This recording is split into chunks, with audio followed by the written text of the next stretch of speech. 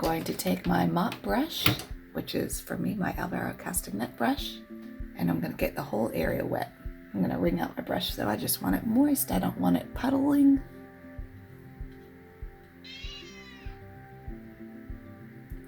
And I'm going to paint carefully along this one edge right here because I want this one edge of his nose to be really white.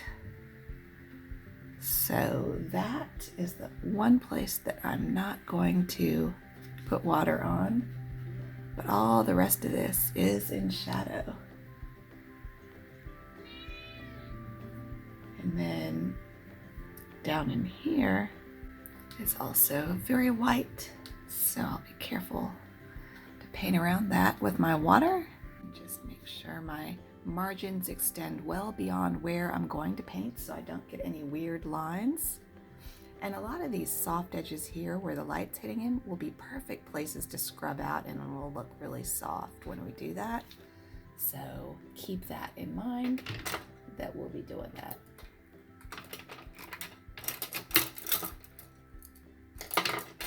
Now I'm going to get my size 10 round that has no point left on it. It's not really a good detail brush anymore, but it's good for larger areas.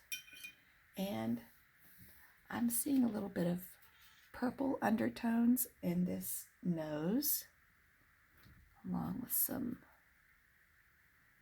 burnt sienna. That does have Winsor Violet in it, believe it or not. And this is a good test to see how far my paint's going to spread and how wet my paper is. So it's still a little too wet to stay within the margins of wherever I want to paint. So I'm keeping that in mind.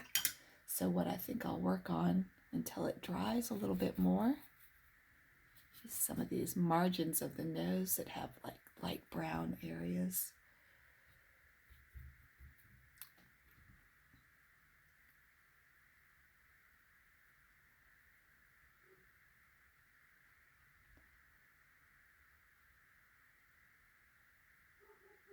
I'm looking at my reference photo a lot.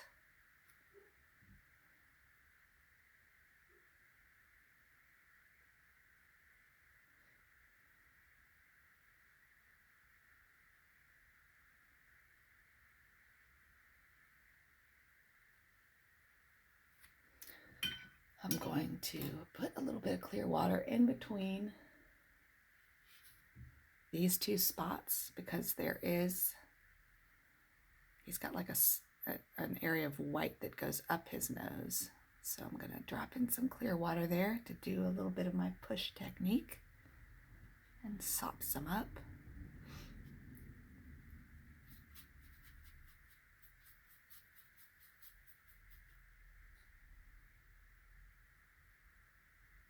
Then I drop some cream consistency paint right in here where the darkest parts of his nose are, while my paper is still quite wet. You can tell how wet my paper is by how much the paint disperses once I put it on the paper.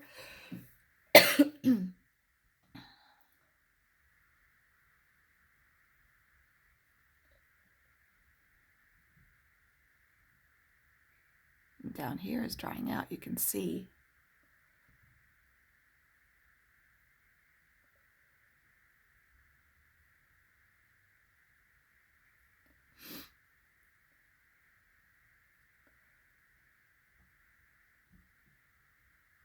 Keep in mind too, this will dry a lot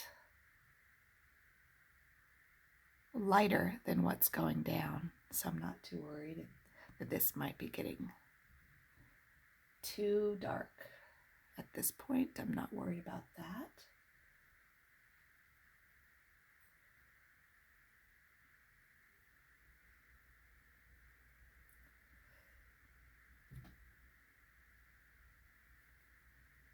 And I just brushed the water out of my brush, and I'm gonna have a more of a milk to tea consistency in my brush here to bring all this color down.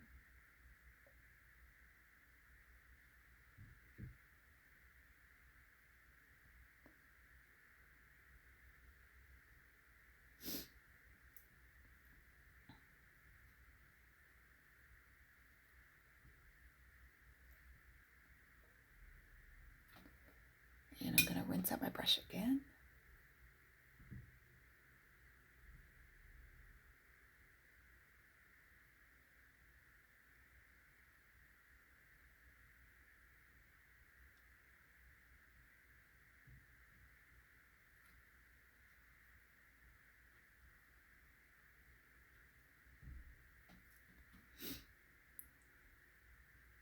I think this is dry enough that I can get a hard edge for this nostril over here. I'm going to get my smaller size 0 round.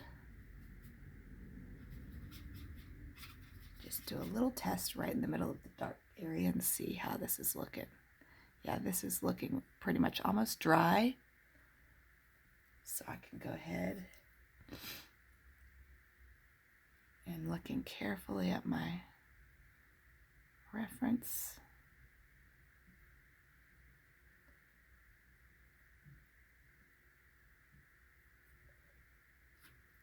Then I'm gonna rinse out my brush and put some water in it and then draw this black over. I'm gonna paint into this black with clear water.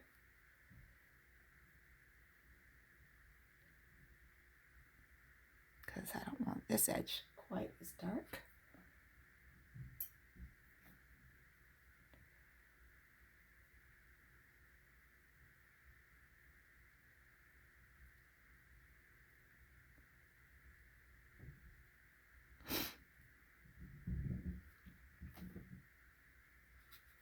Getting some more cream consistency for this edge over here.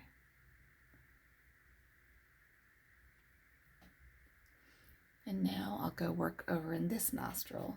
I'm just putting lamp black, cream consistency lamp black in my brush.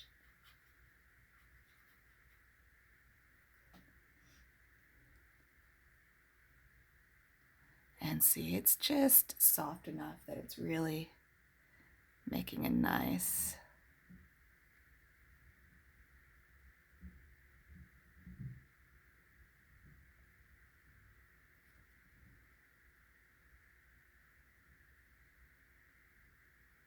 soft edge.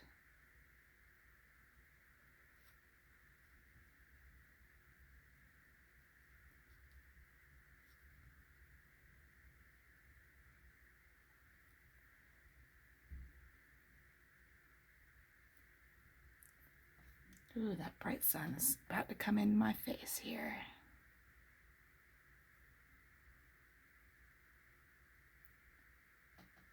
I think part of the beauty of this painting will be how soft can I get everything. So I'm really going to focus on that on this painting. So what I'm going to do now is go in with my clear water. That's the trick to having a beautiful painting. I think a lot of times when you're painting animals is those soft edges, and one of the edges that is so important. I am now going to prepare to paint the background. So let's talk a little bit about why I chose the colors I did in this background. And you might want to study up a little bit about color theory, and I will try to get a video out about a little bit about color theory. I highly recommend a book called Making Colors Sing. I believe that's the title. I will look it up for you. But the main idea is that you use grays in your painting in order to pop out the colors that you really want to glow or sing. So I want this dog's fur to sing, and it's an orangish color. So what color do you think would most make this dog's fur sing a beautiful, lively orange color? It would be its opposite color, a grayed down color that doesn't compete with. I'm going to splay this brush. That's what one of the good things about this Alvaro Castagnet brush. I can splay the brush bristles and get kind of a jagged edge. Then I can just dot that right onto this very important edge. Purple is the complement of orange. It's the opposite color on the color wheel. If you look at a classic color wheel, you will see directly across from orange is purple. So you choose a purple, a grayish purple, to make an orange look even more orange, to really pop it out even more brightly. But anyway, as I paint in this background, I'm being very careful to paint carefully around those bright white areas, because those bright white areas are going to draw the eye. Wherever there is bright white areas, the viewer's eye is going to zero in on that. So you really need to try to get as much detail and variety as you can in that area. So that's why I was being very careful painting that area and making sure that I splayed my brush so that there were little hairs coming up over the top of his ear. This ear is very much softened by this bright light, and I need to wait until the paper is just the right consistency. So let's do a little test. Let's see if this area is dry enough to hold a line, but moist enough for that line to merge just a little bit and stay really soft. There's lots of Windsor violet in that ear. Do you see the violet light? All right, let's put a test dot. See how much it disperses. It's holding a pretty good line. So I'm going to go ahead and paint this ear.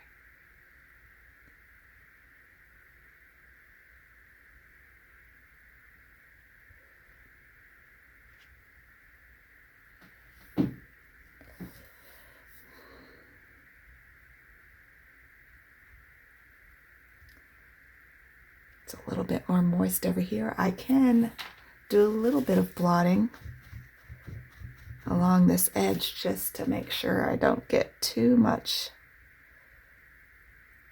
out of control where I really need it. And I'm gonna change up the color in my brush a little bit by adding some burnt sienna and some ultramarine blue. I'm holding my breath. Do you guys hold your breath when you paint sometimes, when you're not thinking about it? All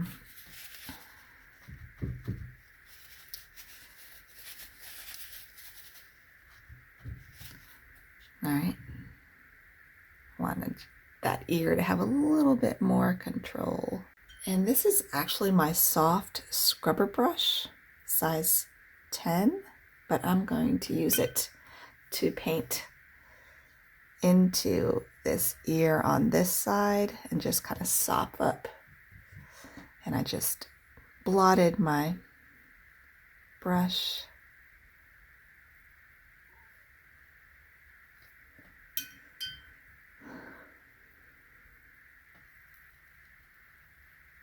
Just pushing that up a little bit.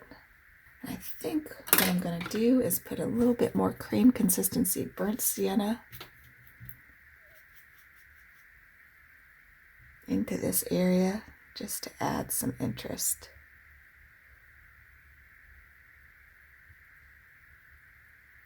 And some ultramarine blue up here where there's I think his ear folds over a little bit.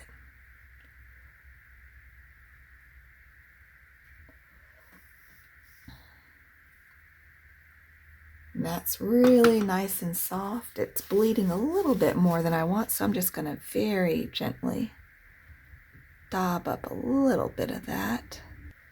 And then, just to continue, while this paper is beautifully, beautifully semi-moist, I'm going to get tea consistency amount of burnt sienna in my brush, and then I'm going to just dab it off so my paintbrush is pretty dry, and just paint this little passage in here that's under his ear.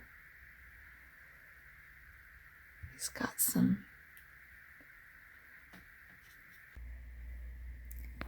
in this next segment.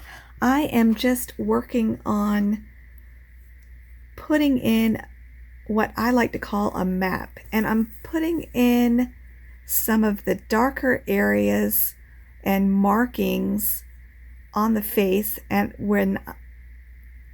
which are clearly drawn on my tracing, and I get those in so later as the painting develops I can use them as kind of like anchor points and guides to tell me where I am in the face and to look at them to help me compare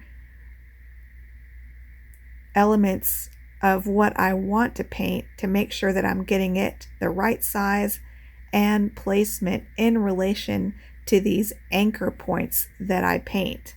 So those little areas of paint that you see that I just put like that long triangle shape under his eye, that's a classic type of anchor point that will help guide me place other elements in the face to make sure that I'm putting them at the right angle, the right length. For example, this line that I'm painting right here, I'm thinking in my mind, okay, now this line is kind of up to the left at a 45-degree angle compared to this line. And that's kind of how I think, and that's how I use my drawing skills to make sure that I'm getting everything in proportionally correct. And in this instance, I'm drawing a line, so I'm making sure it's at the right angle compared to that other marking on his face. And I'm using burnt sienna, and here I'm putting in that darker ridge. It's more like a valley on his forehead. That'll serve as another anchor point later to help me make sure that I'm getting other elements in the right place. I will use it as a comparison point. So I'm using burnt sienna and ultramarine blue and some Winsor violet to cool it off, darken it down in that area. And I'm just carefully looking at my reference photo. Often you'll see that I stop moving my brush. That's when I'm looking at my reference photo and really studying it and making sure that I'm getting these first marks in the right place, in the right proportion, in the right shape. So I think to myself, okay, this shape right here is a long rectangle, or this shape right here is a long triangle tilted to the right. Try not to think in terms of I'm painting a nose. Think in terms of this area that I'm painting is kind of a rectangular shape with rounded edges. So you want to think in terms of shapes that you're painting instead of thinking I'm painting an ear. Instead, well, what shape are those ears? They're triangles and they have a little dip in the middle. And that's what you want to make sure that you're doing. And that's part of becoming an artist, is learning to think more like an artist in that you are looking at shapes instead of an ear or an eye. In this part of the painting, I'm just working on adding another delicate layer of values. So I'm adding a more medium valued wash here, and I'm using burnt sienna and quinacridone gold to create this kind of tan gold color. I might have put a little bit of ultramarine blue in it just to kind of calm it down. That quinacridone gold can get really yellow, so sometimes you have to just tone it down a little bit by adding other colors like ultramarine blue or burnt sienna. And also my paper is starting to get a little bit drier here, so I had to make sure that I didn't have too much water in my brush, because if the paper is getting to the point where it's almost dry and you have more water in your brush than what is on the paper, you'll get cauliflowers and blooms where you might not want them. So as you gain experience as a watercolor artist, you can use that to your advantage. But at this point, you probably will not want blooms in your layers. So just make sure that you don't have too much water in your brush, because it will cause a cauliflower. And now I'm going to go in and I'm prepping this area so that I can put in those extra dark lips. And the way that I'm going to do that is get this area a little bit wet. And the way I'm doing that is by killing two birds with one stone. I'm putting in about a milk consistency wash of darker brown fur. And then I will go in with really good thick milk consistency paint of it'll be a mix of lamp black, ultramarine blue, and Windsor violet to do those lips. And so that was my thinking of re-wetting those lips to prepare them to get them ready to put in those darker areas along the bottom edge of his lip. And you'll see me go in a minute here. I'm picking up really thick paint in my brush, cream consistency.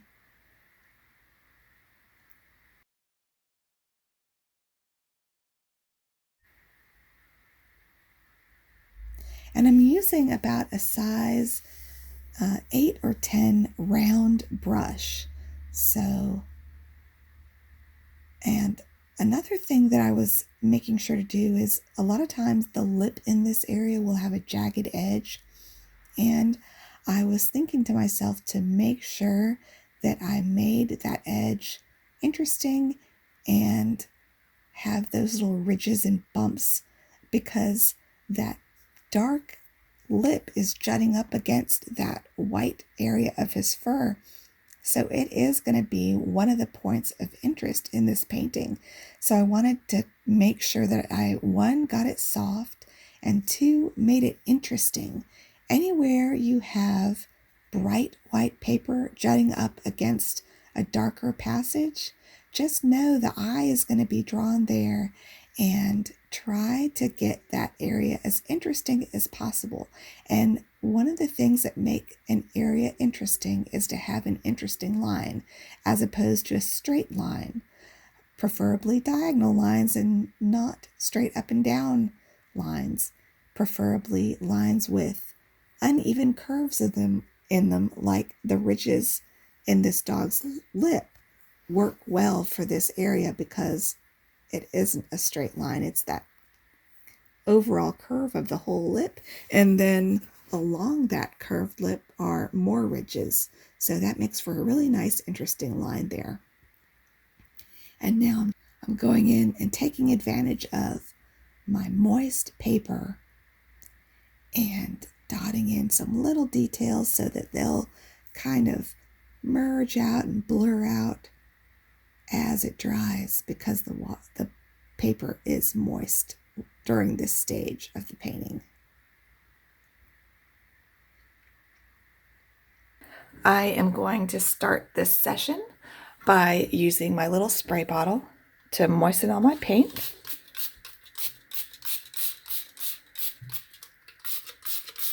Especially my burnt sienna, ultramarine blue, because that's probably mainly what I'll use.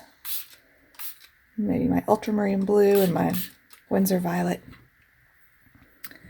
And I think what I'm going to do in this session is to focus on getting this soft area in and make sure it stays really, really soft. It's not a place of interest, but it is a place where I can add really beautiful, soft, merging edges right along here, along his chest and this lighter area. I'm going to get my Alvaro Castagnet brush, and what I would suggest for those of you who don't have this brush, the reason I'm using this brush to put water on my paper is because it holds a lot of water. So any brush that you have will work for this stage. For example, you could use, now this is a cheap craft brush. It probably cost like $1, and it came in a set of other brushes. It's just synthetic nylon, low Cornell 2-inch brush, and this would work to put water on. You could use something like that. I've got these Asian hockey, I think they're haki. I don't know how to say it, but these hold a lot of water. You could use something like that. Or, now this is a sable brush I got, but there's a lot of synthetic brushes out there like this. That'll hold a good bit of water. Or if you have a mop brush, it's fine. It's, again, almost like the colors. I tell you guys, it's not so important. It doesn't matter that you use the exact same brush I'm using for most of these areas. Like when I use my Simply Simmons, you could use a size 0 or 00 brush. This is a liner brush, but I can't read what size this is anymore. This is probably a size 1 or 2. This is not a liner brush. It's just a round, but this is a brush that would work for smaller details. So you don't always have to use the same exact brushes that I'm using. You don't always have to use the same exact colors I'm using. So just bear in mind that the colors aren't important. The brushes aren't as important. What is important for you guys is to try to replicate my results on how I paint the edges and getting your darks darks, your mediums medium, and your lights light. That's what's important. So let's get started with adding some water to the area. So I'm going to paint water over the background here, and I'm going to paint carefully around this white highlighted part on the top of his head because I want that to stay very, very white. And I don't plan on working up here in this session that I'm going to demonstrate for you guys. Now, this ear is very soft, so I'm going to, again, paint right over it. And I'm going to paint right over the side of his face right here, because this is not a hard white area. The only hard white area in here is the white of his eye, where the light is glinting off of it. So I will paint carefully around that. And then his muzzle, I want to keep perfectly white. And this area of his chin, I want to keep perfectly white. So I'm going to paint around all of that. So I'm not painting across edges there, but I am painting clear water across this edge here under his left eye, our right. So this, you can see I'm taking my brush completely over the whole area across his cheek and across into the whole background. So this is all one big area of water except for his eye and except for the white here where I painted up into this wash, just to wherever the edge of the water is, there is a risk of having a hard little line edge form. So that's why you want to make your clear water that you put down at this stage go way beyond where you'll be painting. So I'm going to be painting down in here, so I make sure my clear water goes up all the way to about here, and then I'm not worried about over here. But I painted carefully around this white area, and I'll paint carefully up to that white area in there. But I don't think my paint will get up that far, but just to be safe. And I did paint over this. You have to make sure it's completely dry before you put on the clear water. But I completely painted over this ear. And some of it is running a tiny little bit, but that'll just add to the beauty of it because it'll further soften it just a little bit more. Just don't paint and paint and paint over it, because then it will start coming loose too much. But you can see I'm painting over this again and again, especially these lighter areas, and they just won't move. What I want to do is I want to paint this part of his fur, and I want it to be really soft. So what you can do, especially if you're new to this technique and you want to make sure that your paper isn't too wet, you put down a little test. So I'm going to get some burnt sienna, like so, in my brush. And this is my new I'm trying it out, you guys. My black velvet silver size 8, and it's a squirrel brush. This is the first time I've ever used it with a painting. I was following a forum, a watercolor forum discussion, and this wonderful person asked people, please tell me what your favorite brushes are. And I would say like over 100 people responded, and I would say in like at least half the comments, these kept getting mentioned. So I decided to go and try them out for you guys especially. And they're called black, if you Google silver black velvet watercolor brush, you'll find them. I think I got mine on Dick Blick, but I don't remember.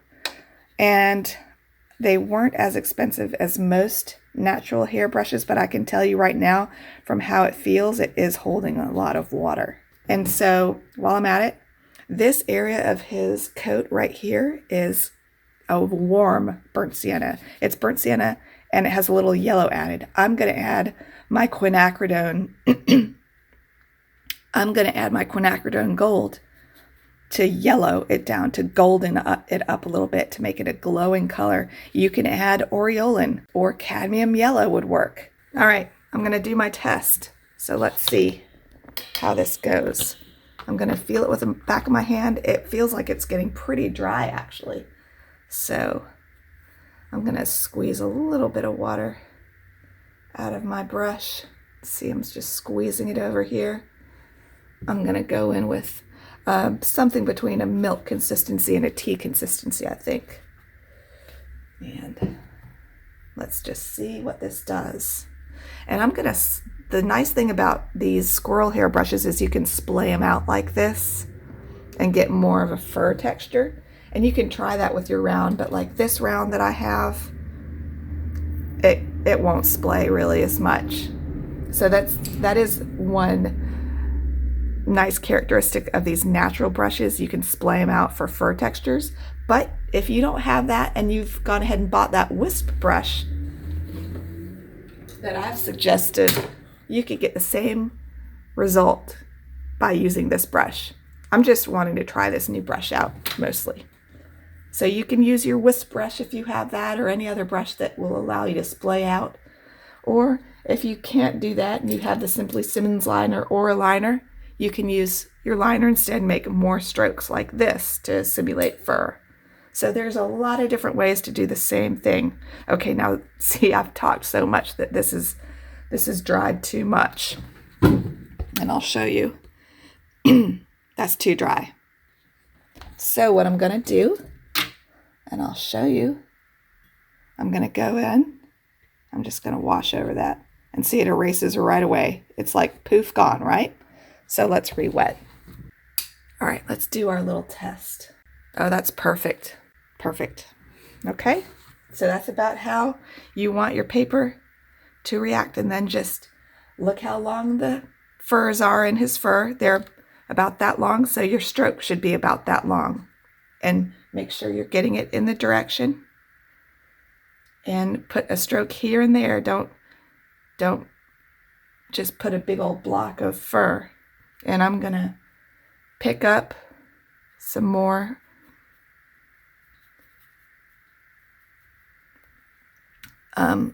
yellow in my brush, quinacridone gold, so that I vary the color a little bit.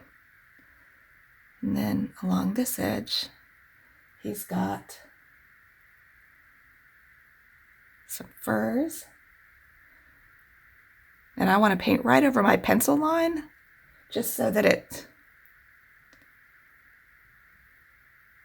doesn't show. My pencil lines are too dark. I'm going to have to go back and scrub them, I think. I don't like how much they're showing. And then as it gets down here, it gets longer, and I'm going to get a little bit more. I'm going to pick up a tiny bit of ultramarine blue to put in some darker strands here, just to add some dimension. And under his chin, there's some longer hairs, white hairs glinting. So I'm going to do some negative painting up into that little fold under his chin. His little, I guess it's like a little double chin, isn't it? And just make sure that I get that interesting edge, because this is going to be a lighter edge. You want to make sure that you make that edge interesting. And then his fur is like several different currents, but we don't want it to be the star of the show, so we're keeping it extra soft. Just making sure I go over my pencil lines. Pick up a little bit more ultramarine blue. I do like this. I'm enjoying painting with this. It's got a nice feel. I'm going to make it a little bit cooler up here because it's right under the fold of his double chin there. So I want to make sure that that shadow is cooler. And then I really like how this is really just softly merging into the paper down here, not calling attention on itself. Okay, so that's a nice soft edge. I'm going to take some long hairs and let them bleed out into the edge so that edge isn't just one straight line. Now I'm going to get some cream consistency burnt sienna and just put a little bit and just see how I like how it looks.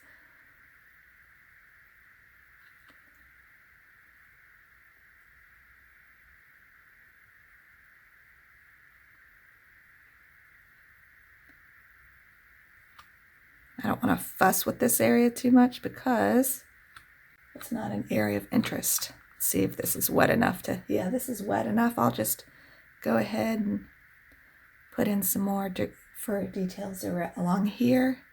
A lot of these I'm having to make up because I didn't have, in the reference photo, they don't look very good. And this is dry over here, so I'm not gonna do too much there. All right, so that's nice and soft. And then he's got some, because this is in shadow, this actually is not perfectly white. It's got cast shadows in this white area, so I'm going to put those, and then maybe a little bit of ultramarine blue.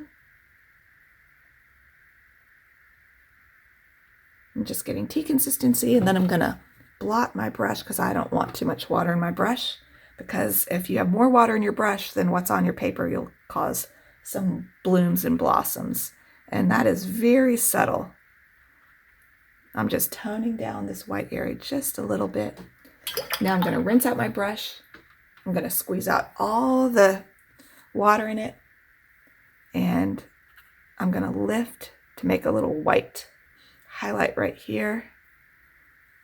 And I lift the water and I squeeze it out of my brush. I lift the water and squeeze it out of my brush. Just have a little bit of an effect. And I'm going to paint through these areas, just kind of blend them together with nothing on my brush, really just a little bit of moisture, and just creating some fur textures in here.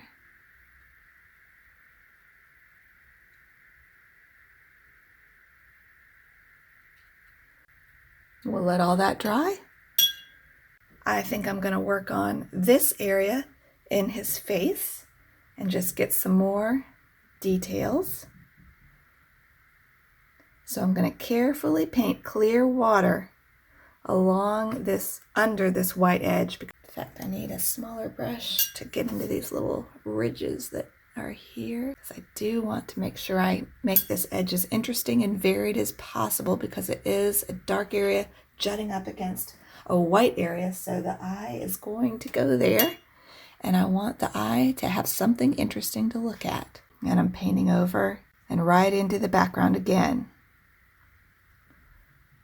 and right over all the parts of the eye, even except for the iris and the white glints, right over the background and the dog, across that boundary. You see how I'm crossing the boundary with my clear water? Now, on the dog, these areas are white. They do have shadows on them, so I don't need to keep them dry. Paint right around his eye here, but not into his eye, but right over his eyeliner. I'm trying to get that moist because I might decide during this session that that needs darkening. Not sure exactly what I'm going to do, but I just know I'm going to work on this whole face area. And I want all of this moist and ready to go. Now, I do see an area where I painted too much color, and I'll probably go in and scrub right here because I need more white here, or light color. So, light value, I should say, shouldn't I? Paint carefully into this area. I'm looking at my reference photo and seeing if there's any highlight of white that I need, and I don't right in this area, so I can safely paint over all of this. And this is going to have a pretty blue shadow. We'll go in there with some pure ultramarine blue. Y'all don't have to use your ultramarine blue. You can use cobalt, or cerulean even would be pretty. You don't have to use my same exact blue. You could even use a Winsor violet or a purple where I put this blue. But let's put that shadow in, and I'll show you what I mean. See right in here, he's got a light shadow that covers this whole side of his face because it's in shadow. So we'll go ahead and put that in. It's very subtle, so I'm not gonna overdo it, but I'm using tea consistency ultramarine blue right in here. I'm gonna go get some milk consistency burnt sienna, and again I'm using my size 8 round. You could use a brush like this. This is a size 10 round. You could use a size 6 round. This is my Princeton Aqua Elite. You could use that in this part of the painting. Brushes and exact paint colors are not as important as getting the tones right. And that's what we're working on during this stage, is getting these tones right in the dog's face. And he's got, I'm gonna feel the paper and see how wet it is. It's pretty darn wet, so I know I need to be careful and stay away from this white area that I want to keep light, that juts up against his nose. And see how much my paint is spreading. Pretty good amount, so I'm just going to be careful here. Put this little rounded area that goes around his muzzle. Get that nice curve in.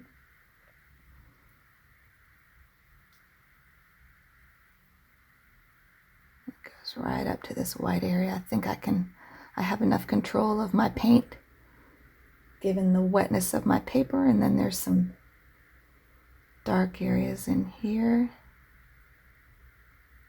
And all this is really quite dark. There's like lines of darkness almost in here. I'll get some more burnt sienna and ultramarine blue on my brush. About equal parts ultramarine blue and burnt sienna for this area. I'm going to dot it over his little whisker dots. I don't know what to call those whisker dots. Are they whisker dots? Is there a real name for them? I bet there is. I know in the horse world, every single little part of the horse has a name. And only if you're in the horse world do you know those names.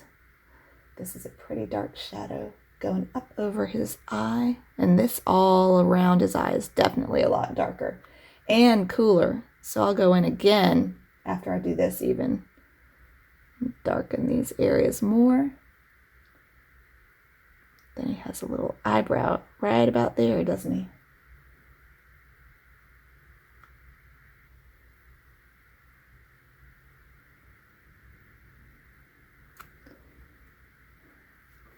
I'm gonna get a little bit of paint out of my brush by dipping it in my water and wiping it on a piece of paper or on a cloth, and go right up. See, this is the consistency you want. of moist paper. It's just right now. So I'll try to get a lot done right here. Paint up into these areas with some, oh wow, this squirrel brush allows me to get such tiny little furs going up into this white spot. It's just really quite lovely. It really will help take your very delicate strokes to the next level if you decide that watercolor is for you. But I wouldn't suggest spending a bunch of money on brushes and stuff unless you just have the money, or you think you'll be doing this more seriously. But yeah, this is definitely a nice brush. I'm enjoying it very much. He's got a lighter area around his eyelids, so I want to preserve that. But then this goes right into here. I'm looking at my reference a ton while I'm painting. Doing about as much looking and observing of the reference photo as I am actually painting. This is all very dark in here. I don't know, this might be too dry.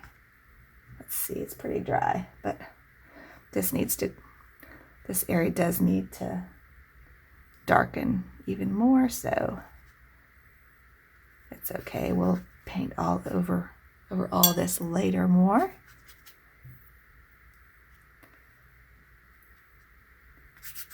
I'm gonna blur these edges where the paper is a little bit drier.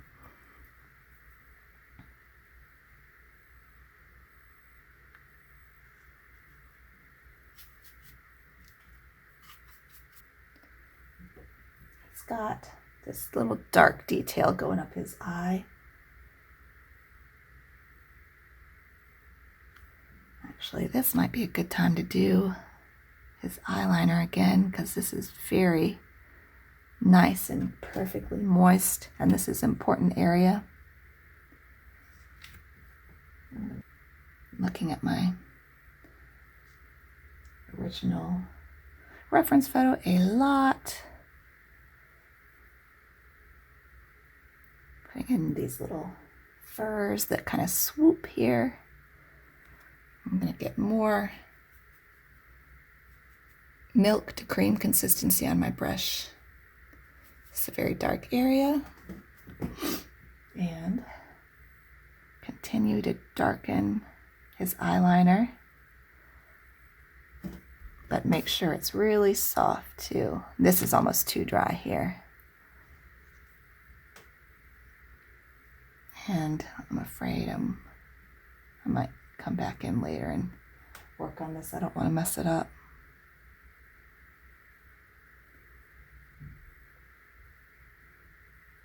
Can't get a good angle on it because my paper is wet down here, and I don't want to rest my hand on it right now and mess up this area. So I'm gonna let me just smooth out what I did here.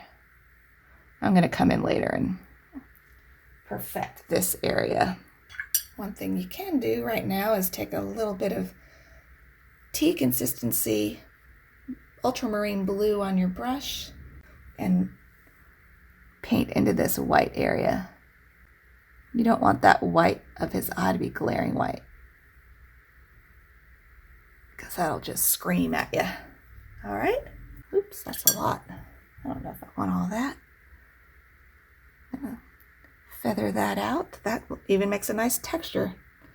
That was a happy mistake, wasn't it? Those dot at it to make it a fur texture, and voila.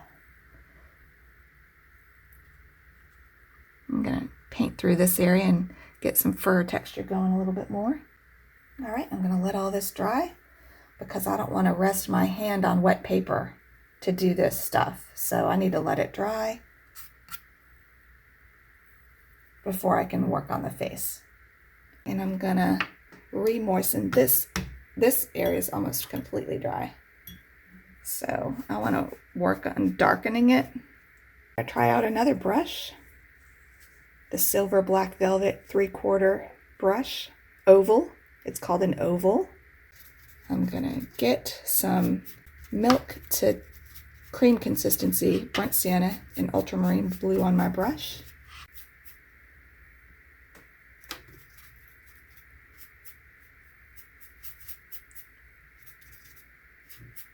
This black mix over here is just burnt sienna and ultramarine blue, so it's just nice to already have on my palette.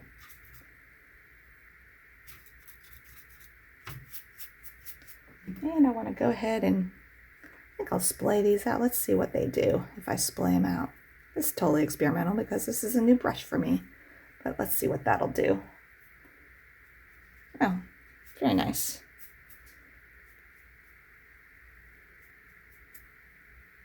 Need a lot more paint on my brush though, I think.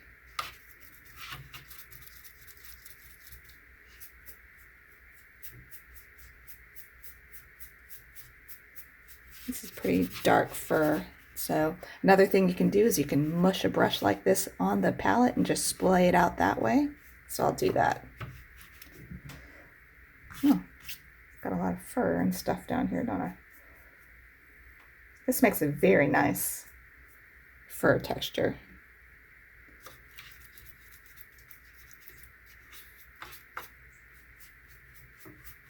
I need more of a milk or a cream consistency though. I need it even darker. That's the thing with these brushes. They hold so much water that it's hard to get. For me, maybe I'm just still learning to get enough paint on the brush to really get a dark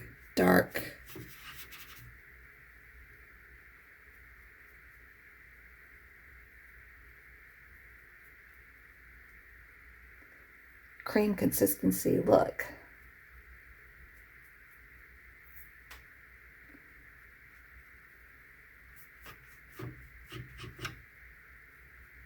I'm going to go in and I'm going to get a lot of this dark mix that I already have.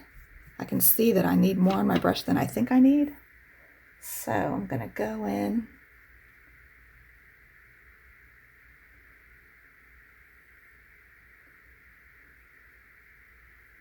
I'm going to splay my brush out again.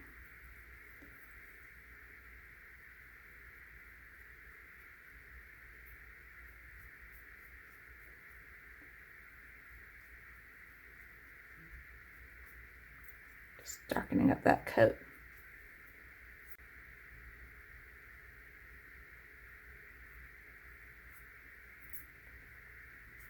What I'll do now is go in with some pure, almost pure burnt sienna cream consistency on this pointier 8 round. Just put in some fur strokes here and there.